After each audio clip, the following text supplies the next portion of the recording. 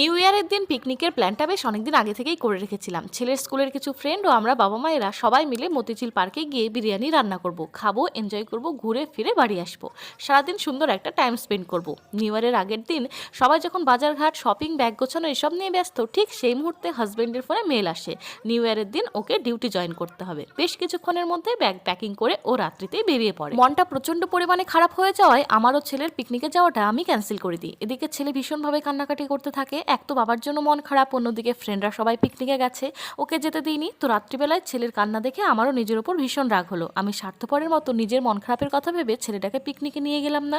ওর বাবা চলে গেলেও আমি ওকে নিয়ে গেলে ওর মনটা তো অন্তত ভালো থাকতো। নিজেকে খুব ছোট মনে হচ্ছিল, তাই একা একাই প্ল্যান করলাম ছেলে স্কুলে যাবে, বিরিয়ানি বানাবো, ও স্কুল থেকে আসবে, বিরিয়ানিটা গরম গরম দমে বসে ওকে নিয়ে ছাদে গিয়ে একটু গানা বাজিয়ে বিরিয়ানিটা দুজনে মিলে মজা করে খাবো। তবে তোমরা কে কে নিউ ইয়ারের দিন পিকনিক করেছো কমেন্টে জানাতে একদম ভুলো না।